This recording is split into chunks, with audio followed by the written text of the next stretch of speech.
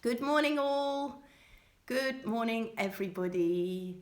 And lots of love to you from Snowdonia. It's such a beautiful day today. I'm in our Snowdon Hall looking out at the beautiful mountain behind me, and some of you will recognise the back lawn where, when the weather's really nice, we do yoga sessions out in the sunshine.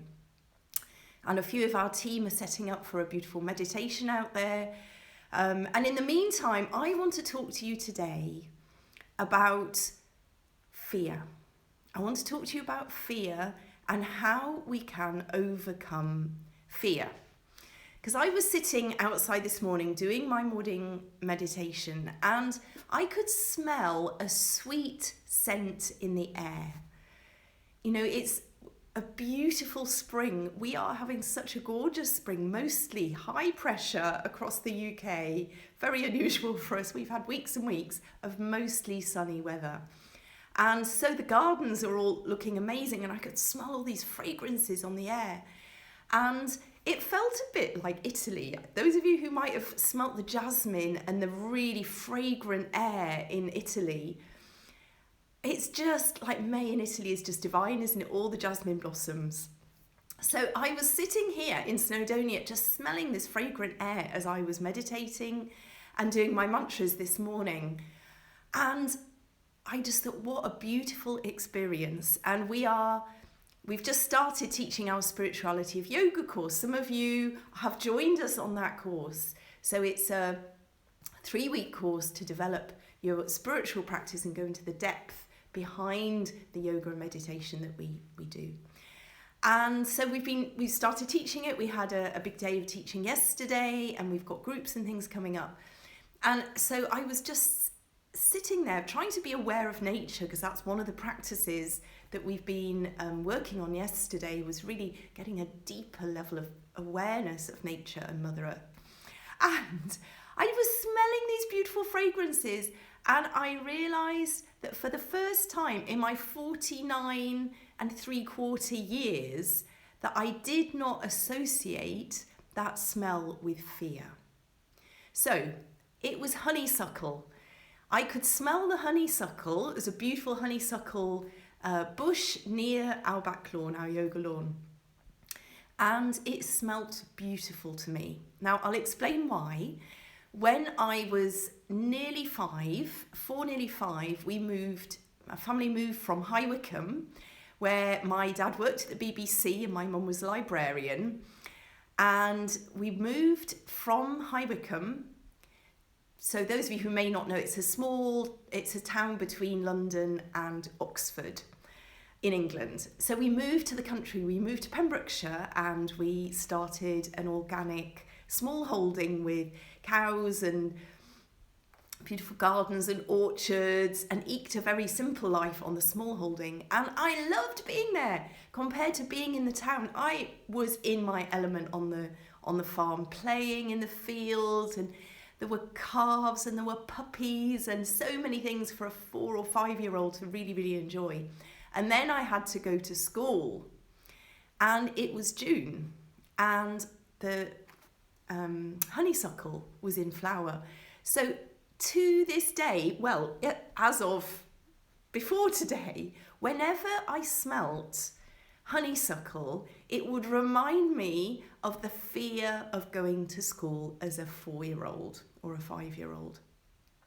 Isn't it powerful? And up to this point, every time I have smelt honeysuckle, I've had a feeling of sadness, a feeling of fear, that this was the unknown, and I had to go there on my own, and my little sister could just play on the farm, but I had to be on my own. Going to this big school, I did not know anybody. It was in Welsh. I didn't speak Welsh. I mean, looking back on it, it was actually quite a major fear, justified fear experience for me. You know, new area, new language.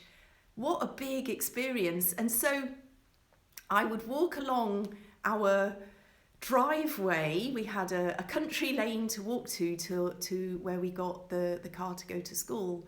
And I would smell honeysuckle and I would be afraid. And every May and June since then, I have felt that same fear. And today I smelt that blossom and I just thought it was beautiful. Isn't that amazing? Like, for me, that's a really big breakthrough, that a childhood, wasn't really a trauma, but a childhood pattern has been overcome. And when I picked up The Dance Between Joy and Pain this morning, many of you have this book, it reminded me how important it is to keep working on ourselves. No matter how old we are, I think I'm getting quite mature because I'm having my 50th birthday in a couple of months. But you know, whatever age you are now, I'm seeing Angie there and I'm seeing Linda, Silke, all of you, whatever age you're at now, this is the time to change and make a breakthrough. And I identified that change of feeling today because in the last few weeks, I have had to go through so many fears, presenting like this once a week and doing so many online classes and just having to be myself, but on camera rather than in front of people. So maybe there's some barrier I've gone through that has enabled me then to smell that fragrance and be totally joyful. So in the Dance Between Joy and Pain, I reminded myself again how powerful the movements, the techniques are to overcome fear. So we're going to do one simple mudra. I do this all the time, you might know it well. It's the mudra of letting go. So we're going to take the hands with the palms facing behind us and we're going to take them facing behind. Okay, you can have the fingers open. I prefer the fingers quite tight. And feel that you are letting go behind you of anything that does not serve you now. It doesn't serve me to have that feeling of a 4 or 5-year-old being scared of going to school. That is not appropriate for my 49 and 3/4-year-old life. I can let it go. And sometimes we may do these things for years and years and years and not actually feel that something happens, and then one day it's just gone. So the mudra of letting go is so powerful. Please practice it again and again and again. Don't give up on these techniques. They really work. And then the mudra of courage, where we're opening the sternum like a great lion of courage and we're saying, yes, I can. Yes, I can. I can break through my challenges. I can break through those habits that have been with me since I was little. I can. And I just want to finish with a beautiful quote from The Dance Between Joy and Pain, from the chapter from Transforming Fear into Courage. Courage does not always roar. Sometimes courage is the quiet voice at the end of the day saying, I will try again tomorrow. So, however many times you have fallen, my friends, in any aspect of your life, be that small voice inside that says, I will try again tomorrow. I will try again. I know I can do this. So with all my love to all of you, please have a beautiful day. Enjoy the sunshine and remember that you can change. Change is possible.